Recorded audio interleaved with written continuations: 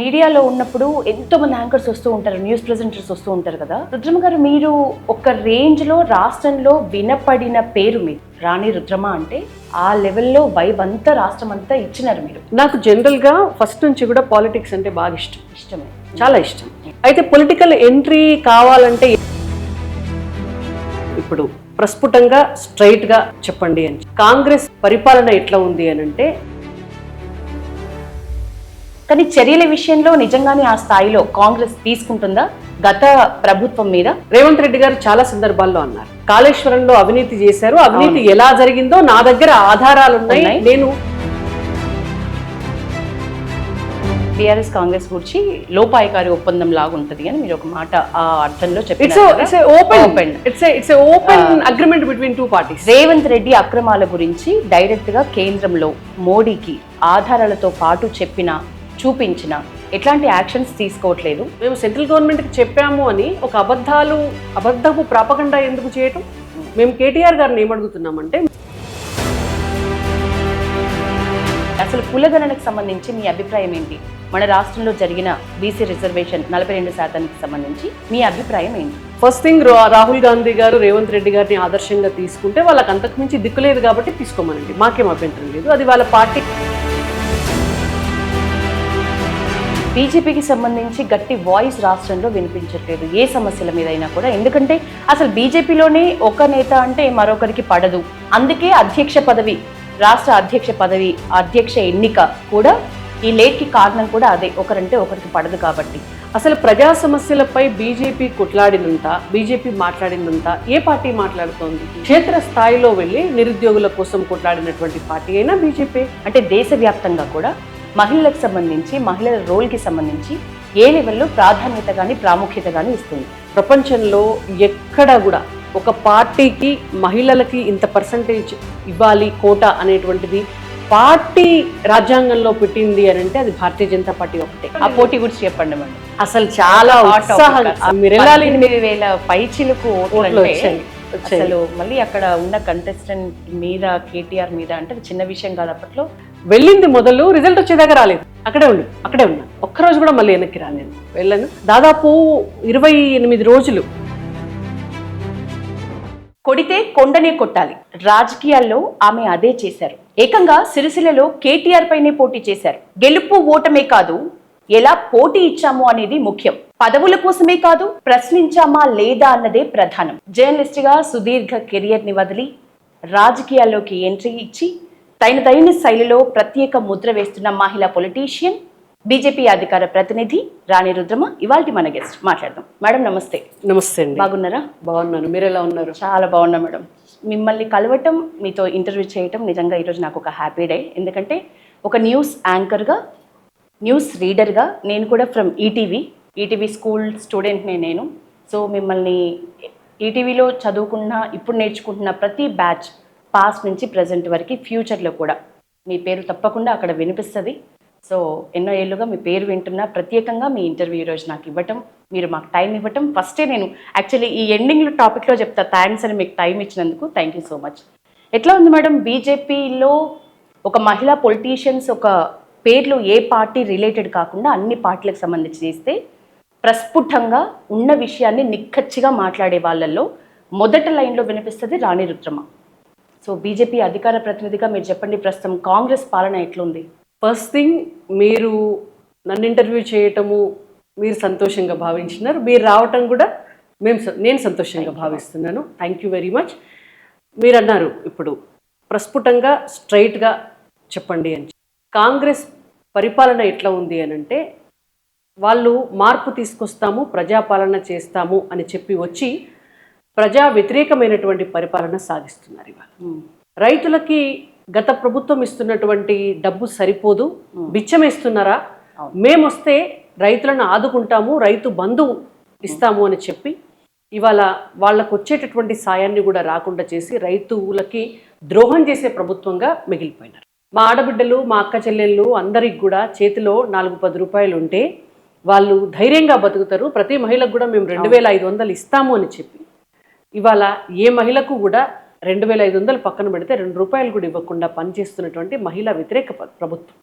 మేము అధికారంలోకి వస్తే బెల్ట్ షాపులన్నీ బంద్ చేస్తామని చెప్పి ఇవాళ బెల్ట్ షాపులు యథేచ్ఛగా నడుపుతుంటే ఇవాళ మహిళల ఉసురు పోసుకుంటున్నటువంటి ప్రభుత్వం కాంగ్రెస్ ప్రభుత్వం. ప్రతిదీ కూడా అంటే వాళ్ళు చెప్పినటువంటి మాటలు వేరు, ఇవాళ చేతలు వేరు. మీరెందుకు చెయ్యట్లేరు అని అడిగితే గత ప్రభుత్వం చేసినటువంటి అప్పులను వాటి వడ్డీలను కట్టడానికే మాకు సమయం సరిపోవట్లేదు కాబట్టి వాళ్ళు అప్పులు చేసిపోయారు, మమ్మల్ని ఏం చేయమంటారు అని పోయిన వాళ్ళను నిందించేటటువంటి పరిస్థితిలో ఇప్పుడున్నటువంటి ప్రభుత్వం ఉంది అని అంటే వాళ్ళు కంప్లీట్గా కాడెత్తేశారని మనకు అర్థమవుతుంది. ఈవెన్ ప్రజలకు కూడా అది అర్థమైంది.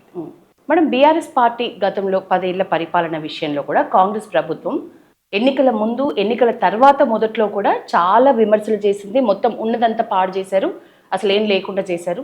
ఈ అవినీతి అక్రమాల గురించి మేము అధికారంలోకి వచ్చాక తీవ్రమైన చర్యలు ఉంటాయి అని. కానీ చర్యల విషయంలో నిజంగానే ఆ స్థాయిలో కాంగ్రెస్ తీసుకుంటుందా గత ప్రభుత్వం మీద? అది తీసుకోదు అని మనకు కనిపిస్తోంది. రేవంత్ రెడ్డి గారు చాలా సందర్భాల్లో అన్నారు, కాళేశ్వరంలో అవినీతి చేశారు, అవినీతి ఎలా జరిగిందో నా దగ్గర ఆధారాలు ఉన్నాయి, నేను సెంట్రల్ గవర్నమెంట్కి కూడా తీసుకుపోయి ఇస్తుంటే కూడా బీజేపీ వాళ్ళు పట్టించుకోవట్లేదు, ఈ రాష్ట్రంలో నేను అధికారంలోకి వస్తే 2వ రోజే వాళ్ళని తీసుకుపోయి అరెస్ట్ చేస్తాను, లోపల పెడతాను. మరి మీ దగ్గర ఆధారాలు ఉన్నాయని అన్నారు కదా ముఖ్యమంత్రి గారు. ఆధారాలు ఉంచుకొని ఎందుకు మీరు కేసీఆర్ గారిని కానీ, ఆ రోజు ఇరిగేషన్ మినిస్టర్గా ఉన్నటువంటి హరీష్ రావు గారిని కానీ మీరు ఎందుకు ఈ రోజు వరకు కూడా అరెస్ట్ చేయట్లేరు, ఆ ఆధారాలను ఎందుకు బయటపెట్టట్లేరు అని మేము ప్రశ్నిస్తున్నాం. ఇవాళ చాలా స్పష్టంగా అర్థమైపోతుంది. మీరే చెప్పినారు కదా డ్రగ్స్ కేసులో నేను అధికారంలోకి వస్తే మొత్తం అన్ని బట్టబయలు చేసేస్తాను, మొత్తం అందరినీ తీసుకుపోయి గుంజుకపోయి లోపలేస్తాము అన్నారు. డ్రగ్స్ కేసు ఎక్కడ పోయింది? ఇంటర్మీడియట్ విద్యార్థుల కేసు ఎక్కడ పోయింది? నయీం ఆస్తులు ఎక్కడ పోయినాయి? ఇవన్నీ మీరు చేసినటువంటి ఆరోపణలు ఆధారాలు ఉన్నాయని మాట్లాడేటువంటి ఒక్క కేసు ఎఫ్ఐఆర్ కూడా రిజిస్టర్ కాలేదు ఈ రోజు వరకు. బీఆర్ఎస్ కాంగ్రెస్ ఒకటి అని చెప్పడానికి ఇంతకంటే పెద్ద నిదర్శనం ఏం లేదు. గతంలో కలిసి పోటీ చేసినటువంటి పార్టీలు బీఆర్ఎస్ కాంగ్రెస్, ఆ రోజు టీఆర్ఎస్గా ఉన్నప్పుడు కలిసి అధికారంలో ఉన్నటువంటి పార్టీలు సెంట్రల్ గవర్నమెంట్లో, యూపీఏ గవర్నమెంట్లో టీఆర్ఎస్ పార్టీ కూడా ఆ రోజు భాగస్వామ్యంగా ఉంది. ఆ రోజు ఇక్కడ ఎంపీలు అక్కడ మినిస్టర్గా ఉన్నారు, కేసీఆర్ గారు మినిస్టర్గా కూడా పనిచేసినారు. ఆ తర్వాత తెలంగాణ వచ్చిన తర్వాత కూడా బీఆర్ఎస్ అధికారంలో ఉన్నప్పుడు కాంగ్రెస్ పార్టీ నాయకులంతా వెళ్ళి అక్కడ మినిస్టర్లు అయ్యారు. ఇవాళ కాంగ్రెస్ అధికారంలోకి వచ్చాక బీఆర్ఎస్లో గెలిచిన వాళ్ళంతా కాంగ్రెస్లోకి వచ్చారు. అంటే ఎక్కడ కూడా అంటగాగేటటువంటి తత్వం. లేటెస్ట్గా జరిగినటువంటి హైదరాబాద్ ఎమ్మెల్సీ ఎలక్షన్స్లో కూడా ఒకటే స్టాండ్ తీసుకుని ఎంఐఎంను గెలిపించిన పార్టీలు BRS and Congress. BRS Congress గురించి లోపాయకారి ఒప్పందం లాగా ఉంటుంది అని మీరు ఒక మాట ఆ అర్థంలో open agreement between 2 parties. Revanth Reddy అక్రమాల గురించి డైరెక్ట్గా కేంద్రంలో మోడీకి ఆధారాలతో పాటు చూపించిన ఎట్లాంటి యాక్షన్స్ తీసుకోవట్లేదు మోడీ. సో బడేమియా చోటమియా ఒక చీకటి ఒప్పందం వీళ్ళకే నడుస్తోంది అనేది కేటీఆర్ ఆరోపణ. దీనికి ఏం చెప్తారు? రేవంత్ రెడ్డి అక్రమాలు ఉంటే మరి రేవంత్ రెడ్డి గారి అక్రమాలు ఏమున్నాయో మీరు మీడియా ముఖంగా బయట పెట్టండి. మేము సెంట్రల్ గవర్నమెంట్కి చెప్పాము అని ఒక అబద్ధపు ప్రాపగండా ఎందుకు చేయటం? మేము కేటీఆర్ గారిని ఏమడుగుతున్నామంటే, ఒకవేళ మీరు అన్నటువంటి మాట కేటీఆర్ గారు కనుక అంటే రేవంత్ రెడ్డి గారు ఏం అక్రమాలు చేశారో అది మీరు పబ్లిక్ డొమైన్లో పెట్టేసేయండి. మీరు ఒక ప్రెస్ కాన్ఫరెన్స్ పెట్టి మీరు చూపించండి కదా. అసలు రేవంత్ రెడ్డి గారు ఓటుకు నోటు కేసులో డైరెక్ట్గా కెమెరాలు పెట్టి టీవీలలో టెలికాస్ట్ అయ్యి ప్రపంచమంతా చూస్తే కూడా మీరు 10 రోజులు ఆయన్ని జైల్లో ఉంచి రిలీజ్ చేశారు. ఎందుకు ఆయనకు శిక్ష పడలేదు? ఆయన్ని కాపాడిందే బీఆర్ఎస్ పార్టీ కదా. ఇవాళ మళ్ళీ కేంద్రం పైన భారతీయ జనతా పార్టీ పైన పడటం అనేటువంటిది ఏంటంటే తాత్కాలికంగా ఏదో ఒకటి మాట్లాడాలి పొలిటికల్గా అనేది తప్ప అంతకు మించి ఏం లేదు. కులగణనకు సంబంధించి మేడం, తెలంగాణ కులగణని చూసే కేంద్రం కులగణన దేశంలో మొదలుపెట్టింది. ఇక్కడ చూసే నిజానికి రాహుల్ గాంధీ ఓపెన్ స్టేట్మెంట్ ఇచ్చినారు, కులగణన విషయంలో తెలంగాణని రోల్ మోడల్గా తీసుకోవాలి అనే ఉద్దేశంతో. ఏమంటారు దీనిపై? అసలు కులగణనకు సంబంధించి మీ అభిప్రాయం ఏంటి? మన రాష్ట్రంలో జరిగిన బీసీ రిజర్వేషన్ 42% సంబంధించి మీ అభిప్రాయం ఏంటి? ఫస్ట్ థింగ్, రాహుల్ గాంధీ గారు రేవంత్ రెడ్డి గారిని ఆదర్శంగా తీసుకుంటే వాళ్ళకి అంతకు మించి దిక్కులేదు కాబట్టి తీసుకోమనండి, మాకేం అభ్యంతరం లేదు. అది వాళ్ళ పార్టీ ఇంటర్నల్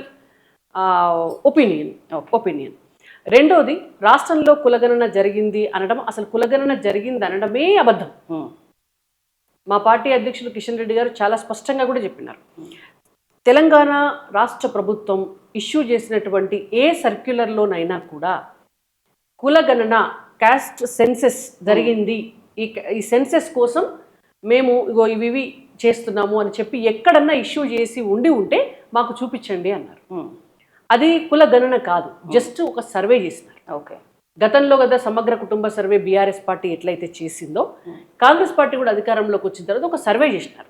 అది కూడా ఎక్కడ కూడా దాంట్లో కూడా ఒక సహేతుకంగా కానీ ఒక నిబద్ధతతోటి కానీ దానికి పర్పస్ సర్వ్ అవ్వడానికి చేయలేదు వాళ్ళు.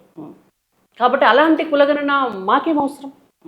అండ్ ఇంకొకటి చాలా స్పష్టంగా బీసీలకు రిజర్వేషన్ ఇస్తామని చెప్పినటువంటి వాళ్ళు మీరు 12% ఉన్నటువంటి ముస్లిం ఓట్ పర్సంటేజ్ని కూడా తీసుకొచ్చి మీరు బీసీలలో కలుపుతాము అని అంటే బీసీలకు అన్యాయం చేసినట్టే కదా.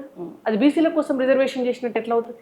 మీరు ఇప్పుడు ఏమంటారు, బీసీలకు 42% రిజర్వేషన్ అనేది మీ అభిప్రాయం ప్రకారం కరెక్టా కాదా? అంటే బీసీలకు 42% రిజర్వేషన్ని పెంచి ఏకంగా కేంద్రం ముందు ఉంచాము, పెంచి ఉంచినా కూడా పార్లమెంట్లో ఆ బిల్లు ఆమోదించబడకుండా జాప్యం జరుగుతోంది, అది కేంద్రం దగ్గరే. మేమైతే రాష్ట్రంలో ఏకంగా 42%కి బీసీ రిజర్వేషన్ పెంచామని రేవంత్ రెడ్డి అంటున్నారు. అసలు ఈ రిజర్వేషన్ పర్సంటేజ్ గురించి, ఆ పర్సంటేజ్ విషయంలో మీ అభిప్రాయం ఏంటి? అంటే ఒకటి, ఇప్పుడు వాళ్ళు రాష్ట్రాలకి ఎక్కడైనా కూడా రిజర్వేషన్ పెంచుకునే హక్కు ఉంటుంది, ఇది నెంబర్ 1. వాళ్ళు కులగణన చేయకుండా ఒక సర్వే చేసి దాన్ని కులగణన అని చెప్పి దాన్ని సబ్మిట్ చేసినారు. కేసు సుప్రీంకోర్టులో ఉంది. కేసు సుప్రీంకోర్టులో ఉంది కాబట్టి డెఫినెట్గా సుప్రీంకోర్టు ఏం చెప్తుంది అనేటువంటిది మనం వెయిట్ చేసి చూడవలసిందే. మేము ఈ రాష్ట్రంలో జరిగినటువంటి కులగణన విషయంలో అది సహేతుకంగా జరగలేదు కాబట్టి డెఫినెట్గా అది ఒక కులగణన అని మేము భావించట్లేదు. ఒకవేళ బీజేపీ వస్తే కులగణన ఎట్లుండే అవకాశం ఉంది? ఇప్పుడు సెంట్రల్ గవర్నమెంట్ చేస్తుంది కదా. సెంట్రల్ గవర్నమెంట్ నిన్నగాక మొన్ననే ఒక అనౌన్స్మెంట్ ఇచ్చింది, డెఫినెట్గా జనగణనతో పాటుగా కులగణన చేస్తాము అని. ఈ కులగణన చేస్తున్నటువంటి క్రమంలో వాళ్ళు ఒక కమిటీని వేస్తారు. అంటే అడగోలుగా ఇక్కడ రాష్ట్ర ప్రభుత్వం చేసినట్టు ఆగమేఘాల మీద చేస్తే అవి అవవు. ఇవాళ భారతదేశంలో ఉన్నటువంటి 140 కోట్ల మంది ప్రజల్లో ప్రతి భారతీయుడి ఇంటికి, ప్రతి ఒక్క వ్యక్తి ఇంటికి వాళ్ళు ఎవరైతే ఆ లెక్కలు తీసుకుంటారో వాళ్ళందరూ కూడా వెళ్ళాలి. ఈ ఒక చేసినటువంటి కులగణన వల్ల ప్రతి ఒక్కరి డేటా, కంప్లీట్ రిపోర్ట్ మన దగ్గరికి రావాలి. అంటే దానికి ఒక కమిటీ వేస్తారు, ఆ కమిటీకి ఒక చైర్మన్ ఉంటారు, దానికి ఒక విధి విధానాలు ఉంటాయి. ప్రతి రాష్ట్రం నుంచి కూడా, ప్రతి పార్టీ నుంచి కూడా, ఇండివిజువల్స్ దగ్గర నుంచి, మేధావుల దగ్గర నుంచి, ప్రజా సంఘాల దగ్గర నుంచి, బీసీ సంఘాలు, ఓసీ సంఘాలు, ఎస్సీ ఎస్టీ సామాజిక వర్గాలు, మహిళలు, యువత అందరి దగ్గర నుంచి కూడా ఒపీనియన్స్ తీసుకుంటారు. ఇవన్నీ కూడా ఒపీనియన్స్ తీసుకొని అన్నిటినీ కూడా అక్యుములేట్ చేసి ఆ తర్వాత ప్రాపర్ రిపోర్ట్ అనేటువంటి దాన్ని తయారు చేసి సబ్మిట్ చేస్తారు. సో అది డెఫినెట్గా ఇప్పుడు కేంద్ర ప్రభుత్వం చేస్తుంది. మళ్ళీ మేము భారతీయ జనతా పార్టీ రాష్ట్రంలో అధికారంలోకి వచ్చిన తర్వాత చేయవలసినటువంటి అవసరం ఏం లేదు. అది మనకు భారతదేశానికి మొత్తం కూడా సరిపోతుంది. బీజేపీకి సంబంధించి గట్టి వాయిస్ రాష్ట్రంలో వినిపించట్లేదు ఏ సమస్యల మీద అయినా కూడా. ఎందుకంటే అసలు బీజేపీలోనే ఒక నేత అంటే మరొకరికి పడదు. అందుకే రాష్ట్ర అధ్యక్ష పదవి, అధ్యక్ష ఎన్నిక కూడా ఈ లేట్కి కారణం కూడా అదే, ఒకరంటే ఒకరికి పడదు కాబట్టి. అసలు ఎందుకు ప్రజా సమస్యలపై నిజంగానే బీజేపీ వాయిస్ బలంగా వినిపించట్లేదు? అసలు ప్రజా సమస్యలపై బీజేపీ కొట్లాడినంత, బీజేపీ మాట్లాడినంత ఏ పార్టీ మాట్లాడుతోంది? క్షేత్రస్థాయిలో వెళ్ళి నిరుద్యోగుల కోసం కొట్లాడినటువంటి పార్టీ అయినా బీజేపీ. ఆ రోజు గ్రూప్ 1 విద్యార్థుల కోసం రోడ్ మీదకి వెళ్ళి కొట్లాడింది మేము కొట్లాడినామా, బీఆర్ఎస్ వాళ్ళు కొట్లాడినారా? కాదు కదా. గతంలో బీఆర్ఎస్ అధికారంలో ఉన్ననాడు కూడా నిరుద్యోగుల కోసం కొట్లాడినా, రైతుల కోసం కొట్లాడినా, ఆ రోడ్డు ప్రజా సంగ్రామ యాత్ర చేసినా, ఇల్లుకి గల్లీకి తిరిగినా భారతీయ జనతా పార్టీ తిరిగింది. ఆనాడు ఉన్నటువంటి ఉపాధ్యాయుల కోసము కొట్లాడినా కూడా ప్రతిదీ కూడా. ఇవాళ కాంగ్రెస్ పార్టీ అధికారంలోకి వచ్చిన తర్వాత కూడా ఇవాళ ఉన్నటువంటి మహిళల కోసమైనా, విద్యార్థుల కోసమైనా, రైతుల కోసమైనా క్షేత్రస్థాయిలో పనిచేస్తున్నటువంటి party Bharatiya Janata party. And number 2, ప్రతిదీ కూడా కేసీఆర్ గారు పెట్టినట్టు ఒక పెద్ద పబ్లిక్ మీటింగ్ పెడితేనే మనం పనిచేసినట్టు కాదు, మనం కొట్లాడినట్టు కాదు. కింద ఉన్నటువంటి క్షేత్రస్థాయి దాకా మనం వెళ్ళి వాళ్ళ సమస్యలను అర్థం చేసుకొని వాళ్ళ సమస్యలను సాల్వ్ అయ్యే దిశగా ప్రయత్నం చేయటం అనేటువంటిదే పొలిటికల్ పార్టీ లక్ష్యం వాస్తవానికి. అండ్ ఇంకొకటి, మా పార్టీలో ఉన్నటువంటి నాయకుల మధ్య ఎటువంటి వర్గ విభేదాలు కూడా లేవు. ఎందుకు లేదు మేడం రాష్ట్ర అధ్యక్ష ఎన్నిక? రాష్ట్ర అధ్యక్ష ఎన్నిక అంటే భారతీయ జనతా పార్టీ ప్రపంచంలోనే పెద్ద పార్టీ. ఇప్పుడు కాంగ్రెస్ పార్టీ లాగా కుటుంబ పార్టీ కాదు. ఇవాళ నెహ్రూ గారి తర్వాత ఇందిరాగాంధీ తర్వాత రాజీవ్ గాంధీ తర్వాత సోనియా గాంధీ తర్వాత రాహుల్ గాంధీ, ఇట్లా రావడానికి రాహుల్ గాంధీ గారి తర్వాత ప్రియాంక గాంధీ. ఇలా రావడానికి కుటుంబ పార్టీ కాదు. ఇక్కడ కేసీఆర్ గారు, లేకపోతే కేటీఆర్ గారు, లేకపోతే హరీష్ రావు గారు, లేకపోతే వాళ్ళ మరదలు వాళ్ళు రావడానికి కుటుంబ పార్టీ కాదు. భారతీయ జనతా పార్టీలో ఖచ్చితంగా ఒక రాష్ట్ర అధ్యక్ష ఎన్నిక జరగాలి అంటే కింది స్థాయి నుంచి మండల కమిటీలు ఏర్పడాలి, మండలాధ్యక్షుడు ఎన్నిక కావాలి, జిల్లా కమిటీలు ఏర్పడాలి, జిల్లా అధ్యక్షుడు ఎన్నిక కావాలి, రాష్ట్ర కౌన్సిల్ మెంబర్స్ ఎన్నిక కావాలి, ఎలిజిబిలిటీ రావాలి. వీటన్నిటికంటే ముందు మెంబర్షిప్ డ్రైవ్ జరగాలి. మెంబర్షిప్ డ్రైవ్లో యాక్టివ్ మెంబర్షిప్ డ్రైవ్ జరగాలి. ఇవన్నీ జరిగిన తర్వాత ఎలిజిబిలిటీ వచ్చిన తర్వాత మాకు వేరే స్టేట్ నుంచి ఒక ఇన్ఛార్జ్ రావాలి, నామినేషన్స్ ప్రజాస్వామ్యబద్ధంగా నామినేషన్స్ తీసుకోవాలి, ఆ తర్వాత ఎలక్ట్ చేయాలి. ఓకే, మెంబర్షిప్ డ్రైవ్ సంబంధించి చెప్పండి మేడం, ఎట్లా ఉంది గ్రోత్ గతంతో పోలిస్తే ప్రస్తుత మెంబర్షిప్ బీజేపీ చాలా బ్యూటిఫుల్. అసలు ఎవరు ఇమాజిన్ కూడా చేయకుండా 40 లక్షల సభ్యత్వం అనేటువంటిది తెలంగాణ రాష్ట్రంలో. నేను భారతీయ జనతా పార్టీ అఫీషియల్ సభ్యురాలిని అని చెప్పి ఆన్లైన్లో డైరెక్ట్గా వాళ్ళ పేరు వాళ్ళ డీటెయిల్స్ ఇచ్చి మెంబర్షిప్ చేసుకోవటం అనేటువంటిది అది నిజంగా కూడా మనం అందరం కూడా ఆహ్వానించదగ్గ పరిణామము, సంతోషపడవలసినటువంటి అంశం. ఇవాళ భారతీయ జనతా పార్టీకి 40 లక్షల మెంబర్షిప్ అంటే it's not at all A joke. It's not at all A joke. Nation first మిగతా అంతా నెక్స్ట్ అనే ఒక మంచి స్లోగన్తో ఉండే బీజేపీ పార్టీ మహిళలకు సంబంధించి ఏ లెవెల్లో ప్రాముఖ్యత ఇస్తుంది? అంటే మహిళలు రాజకీయాల్లోకి రావడానికి కానీ, అంటే దేశవ్యాప్తంగా కూడా మహిళలకు సంబంధించి మహిళల రోల్కి సంబంధించి ఏ లెవెల్లో ప్రాధాన్యత కానీ ప్రాముఖ్యత కానీ ఇస్తుంది? అసలు భారతదేశంలో, ప్రపంచంలో కూడా నేను చెప్పాలంటే ప్రపంచంలో ఎక్కడ కూడా ఒక పార్టీకి మహిళలకి ఇంత పర్సంటేజ్ ఇవ్వాలి కోటా అనేటువంటిది పార్టీ రాజ్యాంగంలో పెట్టింది అని అంటే అది భారతీయ జనతా పార్టీ ఒక్కటే. మీరు ఎక్కడైనా చూడండి, ఇవాళ మన తెలంగాణ రాష్ట్రం ఉంది. తెలంగాణ రాష్ట్రంలో మాకు 3 జనరల్ సెక్రటరీస్, అంటే కొత్తగా ఇంకొక జనరల్ సెక్రటరీ యాడ్ అయ్యారు. గతంలో మొన్నటిదాకా ఇప్పుడు 4 ఉన్నా కూడా అందులో ఒక జనరల్ సెక్రటరీ మహిళ ఉంటారు. మా పార్టీకి సెక్రటరీలు ఒక 9 మంది ఉంటే అందులో 3 సెక్రటరీలు మహిళలు ఉంటారు. వైస్ ప్రెసిడెంట్స్ ఒక 8-9 మంది ఉంటే అందులో ఒక 3 మహిళలు ఉంటారు. జిల్లా అధ్యక్షులు, మేము స్పోక్స్ పర్సన్స్ మేము 10 మంది ఉంటే అందులో 3 మహిళలు ఉంటాం. డెఫినెట్గా అంటే పార్టీ కమిటీల్లో కూడా మహిళలు లేకపోతే ఆ కమిటీలు చెల్లబడవు. కింది స్థాయిలో కూడా మండల కమిటీల్లో కూడా మహిళల్ని పెట్టండి అని పార్టీ డిసైడ్ చేసి పంపించింది. యాక్టివ్గా ఉన్నటువంటి మహిళలను పికప్ చేయండి, వాళ్ళని ఇన్వాల్వ్ చేయండి పార్టీలో అని. నాట్ ఓన్లీ పార్టీ, గవర్నమెంట్లో కూడా మీరు చూడండి, భారతదేశ చరిత్రలో 77 సంవత్సరాల నుంచి ఈ రోజు వరకు భారతీయ జనతా పార్టీ అధికారంలోకి వచ్చిన తర్వాత 12 మంది మహిళలను కేంద్ర మంత్రులుగా చేసింది. కాంగ్రెస్ పార్టీ గతంలో ఎప్పుడు చేయలేదు. ఇందిరాగాంధీ గారు ప్రధానమంత్రిగా ఉన్నా సరే ఆవిడ క్యాబినెట్లో 12 మంది మహిళల్ని ఎప్పుడు పెట్టుకోలేదు. 5-6 మహిళల్ని కూడా ఏ రోజు కేంద్ర మంత్రుల్ని చేయలేదు. సోనియా గాంధీ గారు యూపీఏ చైర్పర్సన్ ఉండి కూడా వాళ్ళ క్యాబినెట్లో ఎప్పుడు పట్టమని 10 మంది మహిళలు కూడా కేంద్ర మంత్రులుగా లేరు. బట్ భారతీయ జనతా పార్టీ అధికారంలోకి వచ్చిన తర్వాత ఫుల్ టైం ఆర్థిక శాఖ మంత్రి ఒక మహిళ, విదేశాంగ శాఖ మంత్రి ఒక మహిళ, ఈనాటి వరకు కూడా ఆర్థిక శాఖ మంత్రి ఒక మహిళ, సైన్యంలోకి ఫస్ట్ టైం మహిళలు వెళ్ళారు. మహిళల చేత రిపబ్లిక్ డే నాడు మొత్తం కవాతు చేయించినారు. 12 మంది మహిళలు కేంద్ర మంత్రులు అయ్యారు, 8 మంది మహిళలు గవర్నర్లు అయ్యారు. బీజేపీ ఎరాలో 4 మహిళలు ముఖ్యమంత్రులు అయ్యారు. మా పార్టీ రాష్ట్ర అధ్యక్షులు మహిళలు ఉంటారు చాలా చోట్ల. కాబట్టి ఎక్కడ కూడా భారతీయ జనతా అండ్ పార్టీ ఆఫీస్కి వస్తే మాకు ఇంటికి వచ్చిన ఫీలింగ్ వస్తుంది. ఇదంతా మాది పొజిషన్. అంటే బీజేపీ అధికార ప్రతినిధి ఈ రోజు సంతృప్తినిస్తుందా మీకు? చాలా. అది నాకు సూటబుల్ పోస్ట్. సూటబుల్ పోస్టేనా? Suitable post. I'm so lucky and I'm so happy. యాంకర్గా కంటే లీడర్గానే ఎక్కువ ఎంజాయ్ చేశారు బాగా. అంటే నాకు అది ఇష్టమే, ఇది ఇష్టమే. నాకు ఈ 2 కూడా ఇష్టమైనటువంటి ప్రొఫెషన్సే. నేను మీడియాలో ఉన్నప్పుడు కూడా చాలా ఎంజాయ్ చేశాను ఆ ప్రొఫెషన్ని, ఎవ్రీ మినిట్. అట్లనే పాలిటిక్స్లోకి వచ్చిన తర్వాత ఈ ప్రొఫెషన్ని కూడా ఎవ్రీ మినిట్ నేను ఎంజాయ్ చేస్తున్నాను. మీడియాలో ఉన్నప్పుడు ఎంతోమంది యాంకర్స్ వస్తూ ఉంటారు, న్యూస్ ప్రెజెంటర్స్ వస్తూ ఉంటారు కదా.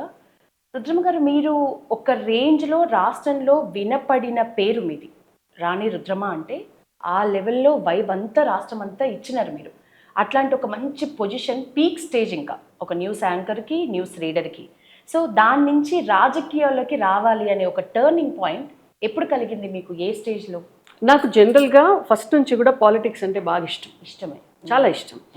అయితే పొలిటికల్ ఎంట్రీ కావాలంటే ఎట్లా అనేది ఒక ఆలోచన ఎప్పుడు బుర్రలో ఉండేది. ఫ్యామిలీ సపోర్ట్ ఉండేది అంటే పొలిటికల్ ఎవరైనా? అంటే మా పేరెంట్స్ ఇద్దరు కూడా పాలిటిక్స్లో ఉండేవారు. బట్ కొంతకాలం మా అమ్మ, నేను 4 years ఉన్నానేమో, 4.5 years ఉన్నా. 86లో జరిగినటువంటి అప్పుడు జరిగిన డైరెక్ట్ ఎంపీపీ ఎలక్షన్స్లో మా మండల్ ఎంపీపీగా కంటెస్ట్ చేశారు. ఓకే. మా నాన్నగారు కూడా ఒకసారి కంటెస్ట్ చేశారు. ఇద్దరు ఎలక్షన్స్ కంటెస్ట్ చేశారు.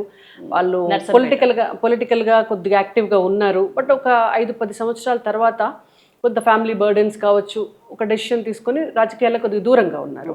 బట్ నాకు చిన్నప్పటి నుంచి కూడా ఆ ఆలోచన ఫస్ట్ నుంచి కూడా ఉంది, ఇష్టం ఉంది, ఏదో ఒక కనెక్టివిటీ ఉంది. సో వన్స్ మీడియాలోకి వచ్చేటటువంటి అవకాశం వచ్చినప్పుడు ఇది కూడా ఒక నిచ్చెన లాంటిది కదా పాలిటిక్స్కి. కాబట్టి ఆ ల్యాడర్ పట్టుకుని ఇక్కడికి వచ్చి గోల్ అదే ఉండే ఫస్ట్ నుంచి, అనుకోకుండా కాదు, చాలా ప్లాన్డ్గా అనమాట. మేడం మీకు అంటే ఈ పొలిటీషియన్ అయ్యే టైంలో కరెక్ట్గా స్టెప్స్ పడే టైంలో యువ తెలంగాణ పార్టీ ఏం నేర్పించింది? మొదట్లో మీకు కొంత అవగాహన ఉన్నప్పటికీ, రాజకీయాల్లో మీకు ఇంట్రెస్ట్ ఉన్నప్పటికీ మొదటి అడుగులు అనేవి నిజంగా చాలా టఫ్ ఉంటాయి. అట్లాంటప్పుడు మీకు ఆ పార్టీ ఏం నేర్పించింది? ఎమ్మెల్సీగా మీరు కంటెస్ట్ చేశారు, ఆ పదవిలో పోటీ ఏం నేర్పించింది? అంటే ఒకటి, రాజకీయాల్లో కానీ అది ఎనీ ప్రొఫెషన్, అది మీడియా కావచ్చు, పాలిటిక్స్ కావచ్చు, ఎనీ కైండ్ ఆఫ్ ప్రొఫెషన్, మనకు ఎలా ఉంటుంది అని అంటే ఎవ్రీ డే ఒక కొత్తగా నేర్చుకునేదే ఉంటుంది ప్రతిరోజు. ఎర్లీ స్టేజ్లో ఉన్నప్పుడు ఇంకా కూడా టఫ్ ఉంటుంది, మనకు అర్థం కాదు. ఇప్పుడు నేను ఎమ్మెల్సీ ఎలక్షన్స్ కంటెస్ట్ చేసినప్పుడు ఎక్కడికి వెళ్ళినా కూడా అందరూ చెప్పేవాళ్ళు, అమ్మ మీరు ఒక పెద్ద ప్లాట్ఫామ్ చూసుకొని ఉండుంటే బాగుండేది. ఓకే, ఒక జాతీయ పార్టీలో మీరుంటే మీకు మంచి భవిష్యత్తు ఉంటుంది ఎప్పటికైనా కూడా. సో మీరు ప్రజాసేవ చేయాలి అని అనుకున్నప్పుడు మీరు జాతీయ పార్టీ లాంటి వాటికి వెళ్తే చాలా మంచిది. సో మీ సర్వీసెస్ అనేటువంటివి అవసరం, మీరు మాట్లాడగలుగుతారు, మీరు కొట్లాడగలుగుతారు, కాబట్టి మీరు సరైనటువంటి ప్లాట్ఫామ్ని ఎంచుకోండి అనేటువంటిది అన్ని వైపుల నుంచి కూడా నాకు వచ్చినటువంటి అడ్వైస్. తెలంగాణకు సంబంధించి ఒక ఫైటర్గా మీ పేరు ఉంటుంది, ఒక గట్టి వాయిస్, మీ వాయిస్ అనేది సపరేట్, మిగతా వాళ్ళతో పోలిస్తే చాలా సపరేట్ మహిళా పొలిటీషియన్స్ సంబంధించి. మొదట్లో అన్నట్టు ఆ స్పష్టత విషయంలో అయినా, ముక్కుసూటిగా చెప్పడంలో అయినా. ఇట్లాంటప్పుడు జాతీయ పార్టీ అని బీజేపీని ఎన్నుకున్నారా, లేకపోతే బీజేపీ భావజాలం మీకు నచ్చా? అంటే బేసిక్గా ఫస్ట్ నుంచి కూడా నాకు బీజేపీ పట్ల ఆసక్తి ఉంది, ఫస్ట్ నుంచి కూడా. అంటే ఉన్న పొలిటికల్ పార్టీస్లో బీజేపీ పట్ల అభిమానం ఉంది నాకు. అంటే నేను అది ఇష్టం లేకుండా ఏది కూడా ఎక్కువ కాలం నేను చేయలేను, నా నేచర్ అట్లా చేయలేను నేను. బీజేపీ అంటే నాకు ఇష్టం ఉండింది, కానీ బీజేపీలో చేరడానికి చాలా సమయం పట్టింది. కొన్నిసార్లు మనకి డెస్టినీ అంటారు చూసారా, అది కొద్దిగా సమయం తీసుకుంటుంది. ఎక్కడికైనా వెళ్ళాలి, ఏదైనా చెయ్యాలి అని అనుకున్నప్పుడు కూడా టైం రావాలి అంటారు కదా. సో ఆ టైం వచ్చినప్పుడు బీజేపీలోకి వచ్చాను నేను. వచ్చిన డే 1 నుంచి కూడా నేను రాగానే నాకు ఒక 10 days అనుకుంటా, హార్డ్లీ ఒక 10-15 days అంతే. 10 daysకి నాకు అప్పుడు సంజయ్ గారు ప్రెసిడెంట్గా ఉన్నారు కదా, నాకు అఫీషియల్ స్పోక్స్ పర్సన్ ఇచ్చారు. So I'm so happy. ఆ తర్వాత స్పోక్స్ పర్సన్గా నా రోల్ నేను చేసుకుంటూ వచ్చాను. నాకు చాలా రెస్పాన్సిబిలిటీస్ కూడా ఇచ్చారు పార్టీలో. లేటర్ ఆన్ మళ్ళీ కిషన్ రెడ్డి గారు ప్రెసిడెంట్ అయ్యారు. వారు ప్రెసిడెంట్ అయిన తర్వాత నాకు సిరిసిల్ల కంటెస్ట్ చేయడానికి అవకాశం ఇచ్చారు. ఆ పోటీ కూడా నేను పోటీ గురించి చెప్పండి మేడం. అసలు చాలా ఉత్సాహంగా మీరు వెళ్ళాలి. 8,000 పైచిలకు ఓట్లు వచ్చాయి. అసలు మళ్ళీ అక్కడ ఉన్న కంటెస్టెంట్ మీద, కేటీఆర్ మీద అంటే అది చిన్న విషయం కాదు అప్పట్లో. ఆ డేస్ గుర్తు చేసుకుంటే ఏమనిపిస్తుంది? ఏదైనా ఒక పర్టికులర్ ఇష్యూ ఏమైనా గుర్తొస్తుందా మీకు? అంటే గుర్తొస్తుంది, ఎందుకు గుర్తురాదు? మొన్ననే కదా, 1.5 year కదా అయింది. మీరు వెళ్ళాలి అంటే నేను దన్న మంచిగా ఒక 7-8 సూట్ కేసుల్లో బట్టలు చదువుకొని వెళ్ళిపోయాను. వెళ్ళింది మొదలు, రిజల్ట్ వచ్చేదాకా రాలేదు. అక్కడే ఉన్నా. ఒక్కరోజు కూడా మళ్ళీ వెనక్కి రాలేదు, వెళ్ళాను. అక్కడ పార్టీ కూడా బాగా సహకరించారు. కొంతమందికి ఎక్కడైనా కొంతమంది విభేదించే వాళ్ళు ఉంటారు. నేను వాళ్ళ దగ్గరికి వెళ్ళి వాళ్ళని కూడా రిక్వెస్ట్ చేసుకొని వాళ్ళని కూడా కలుపుకునేటువంటి ప్రయత్నం చేసి అందరినీ కలుపుకొని, అది ఎంత మంచి క్యాంపెయినింగ్ అంటే దాదాపు 28 రోజుల్లో 100 గ్రామాలు తిరిగాను నేను. +- ఒక 2-3 అటు ఇటు ఉంటాయి. 100 గ్రామాలు తిరిగాను. ప్రతి గ్రామం వెళ్ళాను, పాదయాత్ర చేశాను. అంటే వెహికల్ గ్రామ శివారులో కారాపుకొని ఈ కొన నుండి మళ్ళీ ఊరు దాటేదాకా వెళ్ళిపోయి మధ్యలో ఒక పాయింట్ చూసుకొని అక్కడ అందరినీ అడ్రస్ చేసి మాట్లాడి వెళ్ళిపోయింది. అలా రోజుకి 7-8 గ్రామాలు 10 గ్రామాలు అట్లా పెట్టుకొని ఒక్కొక్కసారి పెద్ద గ్రామాలు ఉంటే 5, 6 అంటే పెద్ద గ్రామ పంచాయతీలు ఉన్నాయనుకోండి, మనం వాక్ ఇక్కడ స్టార్ట్ చేసి అక్కడికి వెళ్ళేసరికి 2-3 గంటలు పోతుంది, మనము అడ్రస్ చేసి మాట్లాడి కలిసి అందరిని వెళ్ళేసరికి. సో అట్లా దాదాపు ఒక 100 గ్రామాలు తిరిగి, అందులో ఒక్కటే బాధాకరమైన కండిషన్ ఏంటంటే, నాకు మాట్లాడి ఆ దుమ్ము వాటరు ఇదంతా అయిపోయేసరికి థ్రోట్ ఇన్ఫెక్షన్ వచ్చింది. ఏమీ తినరాకుండా ఏమీ తాగరాకుండా ఒక 9 days ఏమీ తినలేదు, ఓన్లీ లిక్విడ్స్. ఆ లిక్విడ్స్లో కూడా ఒక రాగి జావా, 1 గ్లాసు 2 గ్లాసులు అంతే. అయినా నడుస్తా పోతానే ఆ యాత్ర ఎక్కడ కూడా ఆపలేదు. అంటే ఆ ఎనర్జీ పబ్లిక్లోకి వెళ్తే న్యాచురల్గా ఎనర్జీ వస్తుంది. ఎప్పుడైనా అబ్బా అనవసరంగా నెవర్ నో. నాకు చేసినారా మేడం 18,000 ఓట్లు, లేకపోతే మీకు ఒక యాక్చువల్లీ నేను ఇంకొంచెము ఎక్కువ ఓట్ల కోసమే ట్రై చేశాను. నేను ఇంకా ఎక్కువనే ఎక్స్పెక్ట్ చేశాను, కానీ అసలు యాక్చువల్గా గెలవాలన్న కసితో పోటీ చేశాను. అయితే అక్కడ కాంగ్రెస్ పార్టీకి వచ్చినటువంటి గాలి అది నేను నాన్ లోకల్ అవ్వటము, అప్పటికప్పుడే వెళ్ళటము. సో అది కాంగ్రెస్ పార్టీ గాడ్పుతో ఏంటంటే, ఎప్పుడైనా ఏమవుతుందంటే కాంపిటీషన్ బిట్వీన్ 1 and 2 ఉంటుంది. అవును, మనము ఎప్పుడైతే కాంగ్రెస్ వర్సెస్ అక్కడ కేటీఆర్ అనేటువంటిది కాంపిటీషన్లోకి వెళ్ళిపోయిందో, థర్డ్ పర్సన్ మార్జినలైజ్ అవుతాం. అవును అవును, ఎవ్రీవేర్ ఎక్కడైనా కూడా పొలిటికల్ సినారియో అలాగే ఉంటుంది. సో దాంట్లో అది మనకు రావాల్సినటువంటి ఓట్లన్నీ చాలా తగ్గిపోయాయి. ఓకే, చాలా తగ్గిపోయాయి. కాంగ్రెస్కి అంత గాలి లేకపోతే డెఫినెట్గా మనకి మెరుగైనటువంటి రిజల్ట్ ఉండేది. ఈ పొలిటికల్ కెరియర్లో దీర్ఘకాలిక లక్ష్యాలు పెట్టుకున్నారా, అంతిమ లక్ష్యం అంటూ ఒక్కటి పెట్టుకున్నారా? అంటే నేను ఒక ప్రొఫెషన్ ఎంచుకుంటే అందులో ఎంజాయ్ చేస్తూ వర్క్ చేయడమే తెలుసు. ఓకే, నేను మీడియాలో కూడా అలాగే చేశాను. నేను ఏం చేయాలనుకున్నాను, నేను చేయాలనుకున్నటువంటి పనిని ఎఫిషియెంట్గా చేయాలనేది పెట్టుకుంటాను నేను. ఇప్పుడు పాలిటిక్స్లోకి వచ్చినప్పుడు కూడా నాకు వచ్చే ప్రతి అవకాశం, నాకు దొరికే ప్రతి నిమిషం, వాటిని నా చేతనైనంత వరకు నేను ఎఫిషియెంట్గా పనిచేయాలి. పొజిషన్ అంటూ ఒకటి లేదా, ఒకటి గోల్ అంటే నేను అదే వస్తుంది. మనకు రాసి పెట్టుంటే. రాష్ట్ర స్థాయిలో ఉంటారా, లేకపోతే జాతీయ స్థాయిలో మీ పాత్ర ఇంకా ఎదిగే క్రమంలో పని చేయాలనుకుంటున్నారా? తెలియదు. ఇప్పుడు నేను ఒకటి ఈ పార్టీలో చేరిన తర్వాత, భారతీయ జనతా పార్టీలో చేరినాడు, నాకు ఇది కావాలి, నాకు అది ఇవ్వండి అని నేను అడగలేదు. పార్టీ కూడా మీకు ఇది ఇస్తాము అని పార్టీ ఏమి చెప్పలేదు, గుర్తించి వచ్చేసాము. వచ్చిన తర్వాత నా సర్వీసెస్ ఒక రాష్ట్ర అధికార ప్రతినిధిగా ఉపయోగపడతాయని పార్టీ భావించింది, నాకు వెంటనే ఇచ్చారు. నేను పోటీ చేస్తే, సిరిసిల్లలో వెళ్ళి పోటీ చేస్తే పార్టీకి ఉపయోగమని పార్టీ అనుకుంది, ఆ బాధ్యత ఇచ్చారు. అంతకంటే ఎక్కువ పార్టీ మాత్రం ఏం చేస్తుందండి? అంతే కదా, అనుగుణంగా పనిచేస్తాం. డెఫినెట్గా రేపొద్దున మీరు అన్నట్టుగా పార్టీ రాష్ట్ర స్థాయిలో సేవలను ఉపయోగించుకోవాలి అనుకుంటే ఇక్కడే ఉపయోగించుకుంటారు. అది ఈ రకంగానా ఇంకో రకంగా అనేది పార్టీ విల్ డిసైడ్ ఇట్. జాతీయ స్థాయిలో ఉపయోగించుకోవాలి అని అనుకుంటే కూడా పార్టీ విల్ డిసైడ్. జనరల్గా పొలిటీషియన్స్ అనేవాళ్ళు ఈ రోల్ ఇక్కడి నుంచి పోటీ చేయాలని, ఎమ్మెల్యే అవ్వాలని, లేకపోతే నాకు ఈ మంత్రి శాఖ ఇష్టమని జనరల్గా చెప్తారు, మీరు చెప్పట్లేదు.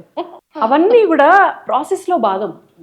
ఒకటి ఇష్టమైంది, ఒక రోల్ ఇష్టం అంటే పాలిటిక్స్ ఇష్టం, అంతే. పబ్లిక్ కోసం మాట్లాడడం ఇష్టం, పబ్లిక్ ఇష్యూస్ని అడ్రస్ చేయడం ఇష్టం, ప్రజా సమస్యలపైన కొట్లాడడం ఇష్టం, అది ఇష్టం. అది ఏ రూపంలో అయినా నాకేం అభ్యంతరం లేదు. ఏది ఎక్కువ కష్టం అనిపిస్తుంది మేడం ఒక మహిళా పొలిటీషియన్గా కెరీర్ నడుస్తూ ఉన్నప్పుడు? ఎక్కడో ఒక చోట మనం ఒక మహిళలుగా అందరు మిగతా జెండర్తో పోలిస్తే కొన్ని మనకు స్పెసిఫిక్గా ఉంటాయి కాబట్టి, ఎప్పుడైనా ఏదైనా కష్టం అనిపిస్తే ఎట్లాంటి చోట కష్టం అనిపిస్తుంది? అంటే నిజంగా నాకు ఒక అడ్వాంటేజ్ ఏంటంటే, అంటే ఈమె మహిళ కాబట్టి తనను పక్కన పెట్టాలని కానీ, మహిళ కాబట్టి మనం ఏదో అని తనను హ్యూమిలియేట్ చేయాలని కానీ, భగవంతుడి దయ వల్ల నాకు ఇప్పటి వరకు ఆ సమస్య ఎదురు కాలేదు. అంటే అట్లా అని అందరికి ఎదురవ్వదు అని నేను అనను. నాకు ప్రత్యేకించి నేను పనిచేసినటువంటి మీడియా ఆర్గనైజేషన్స్లో కానీ, పొలిటికల్ ఆర్గనైజేషన్స్లో కానీ ఎక్కడ కూడా నేను ఆ హ్యూమిలియేషను, ఆ జెండర్ ఇన్ఈక్వాలిటీ అనేదాన్ని ఫేస్ చేయలేదు. అది అదృష్టం. కాబట్టి పెద్దగా బాధపడ్డ సందర్భాలు ప్రొఫెషనల్ లైఫ్లో ఎక్కువగా ఏం లేవు.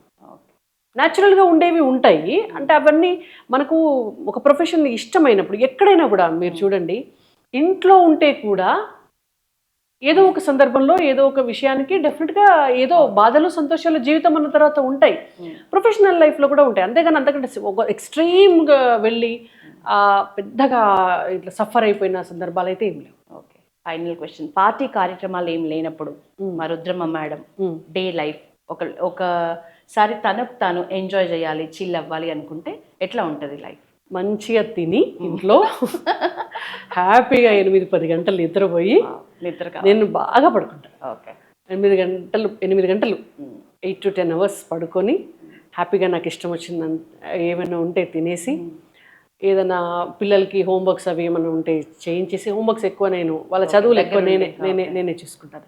నాకు కూడా ఏదైనా ఇష్టమైతే వాళ్ళతో కూర్చొని ఏదో పుస్తకం చదువుకొని, మా ఇంట్లో కొన్ని చిన్న చిన్న మొక్కలు ఉంటాయి, ఆ మొక్కలకి మంచిగా ఇంత నీళ్ళు పోసి ఏమైనా గడ్డి ఉంటే కలుపు తీసి, మళ్ళీ ఏదైనా కొత్త మొక్క లాంటిది ఏదైనా పెట్టి అట్లా కాసేపు. సినిమా, మ్యూజిక్ చాలా తక్కువ సినిమాలు చుట్టం తక్కువే, చూస్తాను కానీ తక్కువ. పాటలు వింటాను. ఏ పాటలు ఎక్కువ వింటాను? పాటలు ఎక్కువ తెలుగు పాటలే, అది కూడా 80s 90s అప్పుడు వచ్చిన మంచి మెలోడీస్. ఎవరైనా మ్యూజిక్ డైరెక్టర్ అంటే ఇప్పుడు రాజ్ కోటి మ్యూజిక్ డైరెక్షన్ లో వచ్చిన పాటలు. అప్పుడు ఏంటంటే 80s లో పుట్టిన వాళ్ళము మనము ఆ 90s లో ఆ టైంలో, అంటే మనకి స్కూలింగ్ 5th 6th దాటిన తర్వాతనే కదా దేని ప్రభావమైనా ఉంటుంది. ఆ తర్వాత అప్పుడు మ్యూజిక్ అంటే వాళ్ళదే. అవును, ఇళయరాజా గారి మ్యూజిక్. అసలు ఇళయరాజా గారి మ్యూజిక్ అంటే రోజా లాంటి సినిమాలు, రెహమాన్ గారు లాంటి వారు ఇచ్చిన పాటలు, రోజా సినిమాకి రెహమాన్ గారు ఇచ్చినటువంటి మ్యూజిక్, అవన్నీ కూడా మన స్కూల్ డేస్లో వచ్చినవే. అవి తెలుగుకి వచ్చాక చిరంజీవి గారి పాటలు బాగా ఇప్పటికీ కూడా అప్పుడు వచ్చిన మ్యూజిక్ అంతా కూడా 80s 90s వింటాను.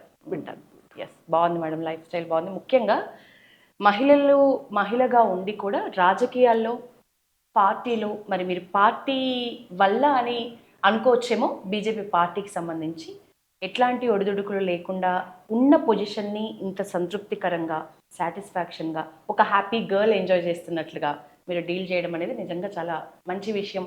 అది నా అదృష్టం కూడా. ఎస్, ఖచ్చితంగా మీరు లక్కీ గర్ల్, అందులో డౌట్ లేదు.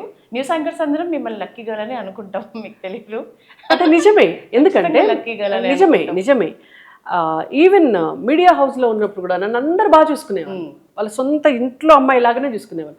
పార్టీ ఆఫీస్లో కూడా ఇక్కడికి వస్తే కూడా అది సంజయ్ గారు కావచ్చు, కిషన్ రెడ్డి గారు కావచ్చు, లక్ష్మణ్ గారు కావచ్చు, దత్తాత్రేయ గారు కావచ్చు, ఇంద్రసేన్ రెడ్డి గారు కావచ్చు, డికే అరుణ మేడం కావచ్చు, రాజేందర్ గారు కావచ్చు, ఇక మాకు ఇప్పుడు కొండ విశ్వేశ్వరరెడ్డి గారు కావచ్చు, అసలు మీరు వీళ్ళు వాళ్ళు అని చెప్పడానికి ఏం లేదు, అందరూ కూడా ఫ్యామిలీ మెంబర్ లాగానే చూసుకుంటారు. కింద ఆఫీస్కి వచ్చిన ఆఫీస్ సెక్రటరీ ఉమాశంకర్ గారి దగ్గర నుంచి మీది దాకా ప్రతి ఒక్కరు, అంటే అది ఉంటుంది, ఆ హోమ్లీ ఫీలింగ్ ఉంటుంది. పర్టికులర్గా బీజేపీలో ఏంటంటే విమెన్ అనగానే ఆ పిలిచే కల్చర్ కూడా అక్క, అమ్మ అని పిలుస్తారు, రెస్పెక్టివ్ బాగా. అంటే వాళ్ళ ఇంట్లో అమ్మ ఆడపిల్ల అన్న ఫీలింగ్తో చూస్తారు. మనం ఇక్కడికి వచ్చింది, అమ్మాయి మన దగ్గరికి వచ్చింది, మనం ప్రొటెక్ట్ చేయాలి, మనం వాళ్ళకు ఒక అదేంటారు కన్సర్న్, ఇది ఒక సెక్యూర్డ్ జోన్ లాగా ఉంటుంది. మేము ఎక్కడికైనా ప్రోగ్రామ్స్కి వెళ్తే కూడా మమ్మల్ని ఎక్కడ హోటళ్ళల్లో బిడ్డలలో పెట్టరు. మేము ఇక్కడ నుంచి ప్రోగ్రామ్స్కి వెళ్తే కూడా మంచిగా వెళ్ళి ఎవరైనా కార్యకర్త ఇంట్లోనే బస చేస్తాం, వాళ్ళ ఇంట్లోనే భోజనం. బీజేపీ కల్చర్ అది. నేను ఇప్పుడు ఇక్కడ నుంచి ఒక ఆదిలాబాద్ వెళ్ళాను అనుకోండి, ఆదిలాబాద్లో మా పార్టీ నాయకులు, మా పార్టీ కార్యకర్తలు వాళ్ళ ఇంట్లోనే మాకు బస ఏర్పాటు చేసి వాళ్ళ ఇంట్లోనే భోజనం, ఆ రోజు రాత్రి వాళ్ళ ఇంట్లోనే షెల్టర్, వాళ్ళ కుటుంబంతో కలిసి, ఆ ఊళ్ళో ఎవరైనా కార్యకర్తలు ఉంటే వాళ్ళందరితో కలిసి మళ్ళీ తిరుగు ప్రయాణం. మేడం, లోక్సభలో బీజేపీకి పోలవుతున్న ఓట్లు అసెంబ్లీ విషయానికి వస్తే పడట్లేదు, ఎందుకు గ్రామాల్లో బీజేపీ బలోపేతం అవ్వట్లేదు? అంటే ఒకటి, గత భారతీయ జనతా పార్టీ పుట్టి పురుడు పోసుకున్న తర్వాత 44 సంవత్సరం ఇది. ఈ 43-44 సంవత్సరాల కాలంలో అసలు భారతీయ జనతా పార్టీ మధ్యలో అధికారంలోకి వచ్చింది ఒకటేసారి, అది కూడా ఫుల్ టైం కాదు. అది ఎన్డీఏ గవర్నమెంట్ ఉంది. మళ్ళీ తర్వాత ఫుల్ ఫ్లెడ్జ్డ్గా ఎన్డీఏ గవర్నమెంట్ వచ్చింది ఈ 10-11 సంవత్సరాల నుంచి. నార్మల్గా ఎట్లా ఉంటుందంటే పబ్లిక్ కూడా ఎవరు అధికారంలో ఉంటే వాళ్ళ వైపు పోలరైజేషన్ జరుగుతుంది. ఈ పోలరైజేషన్లో ఏంటంటే గతంలో ఒక అపప్రద ఉండేది, భారతీయ జనతా పార్టీ అనగానే నార్త్ బేస్డ్ పార్టీ అని. ఎందుకంటే సౌత్లో లీడర్షిప్ లేకపోవటం. ఇప్పుడు కాంగ్రెస్ పార్టీకి సంబంధించిన నాయకులు కూడా నార్త్ అవును, బేస్డ్ వాళ్ళు, North based వాళ్ళు. కానీ సౌత్ లో కూడా లీడర్షిప్ ఉండటం వల్ల గతంలో దాదాపుగా 100 ఏళ్ల పైచిలుకు పార్టీ కావటం వల్ల వాళ్ళు ఎస్టాబ్లిష్ అయి ఉన్నారు. సో బీజేపీకి అంత సమయం దొరకలేదు. సో ఇప్పుడు ఈ 10 సంవత్సరాల కాలం నుంచి కనుక మీరు చూస్తే 2018కి ఇప్పటికీ వచ్చిన చేంజ్ అసలు డ్రాస్టిక్ చేంజ్, మీరు బిలీవ్ చేయరు. సరిపోతారా మేడం? 8 ఎంపీలు 8 ఎమ్మెల్యేలు. సరిపోరు. కానీ మీరు మనం చూడాల్సింది ఏంటంటే గ్రోత్. బీజేపీ ఎప్పుడు కూడా ఇన్స్టాంట్ గ్రోత్ కోసం చూడదు, అప్పటికప్పుడు జబ్ రావాలి రిజల్ట్ అనేది చూడదు. అంటే క్షేత్రంలోకి మనం వెళ్ళాలి, ప్రజల్లోకి మనం కనపడాలి, ప్రజల సమస్యలపై కొట్లాడాలి, ప్రజలకు మనం ఏం చేస్తున్నామో తెలియాలి. ఒక్కసారి బీజేపీకి ఓటు వేసిన వాళ్ళు జీవితకాలం ఓటు వేయాలి. First impression is the best impression అంటారు కదా, అది బీజేపీ కాన్సెప్ట్. మీరు 2018లో ఒక అసెంబ్లీ సీట్ ఉంటే ఇవాళ 8 అసెంబ్లీ ఉన్నాయి. అప్పుడు 2019లో 2 లోక్సభ ఉంటే ఇవాళ 8 లోక్సభ ఉన్నాయి. మీకు 2018కి ముందు ఒక ఎమ్మెల్సీ కూడా లేదు, ఇవాళ 3 ఎమ్మెల్సీలు వచ్చాయి. అప్పుడు ఉన్నటువంటి ఓటు పర్సంటేజ్ 7%, ఇప్పుడు వచ్చినటువంటి ఓటు పర్సంటేజ్ 37%. ఇవాళ ఉన్నటువంటి పరిస్థితుల్లో మొన్న జరిగిన పార్లమెంట్ ఎన్నికల్లో 45 అసెంబ్లీ నియోజకవర్గాల్లో ఫస్ట్ లీడ్లో ఓట్ బ్యాంక్ వచ్చినటువంటి party Bharatiya Janata party. Above 95% బూత్లలో, గ్రామాల్లో ఉన్నటువంటి బూత్లలో మాకు ఓట్లు పడ్డాయి. 95% ఎబోవ్ బూత్లలో, దాదాపు 80% బూత్లలో ఒక 10 to 20% ఓట్ బ్యాంక్ మాకు పోలరైజ్ అయింది. అంటే దీన్ని బట్టి మనకు అర్థమవుతున్నది ఏంటంటే ప్రతి గ్రామానికి, ప్రతి బూత్కి మనం చేరుకున్నాం. ఫస్ట్ భారతీయ జనతా పార్టీ అక్కడ దాకా రీచ్ అయింది. సో రీచ్ అయిన తర్వాత ఆ రీచ్ని ఓట్ బ్యాంక్గా మలుచుకొని దాన్ని మల్టిపుల్ చేసుకోవటమే నెక్స్ట్ ఉన్నటువంటి కర్తవ్యం. అది డెఫినెట్గా జరుగుతుంది. టచ్ వుడ్ ఎప్పుడు ఇట్లా లక్కీ గర్ల్ గా ఉండాలని థ్యాంక్ యూ సో మచ్ కోరుకుంటున్నాం మేడం. వన్స్ అగైన్ మీరు మాకు ఈరోజు మీ వాల్యుబుల్ టైం ఇచ్చినారు. Thank you so much. Thank you. Wish you all the best. Me wishes అన్నీ కూడా నిజం కావాలని, ఆ భగవంతుడు మీకు కూడా అవకాశాలను ఇవ్వాలని. Thank you ma'am. Thank you.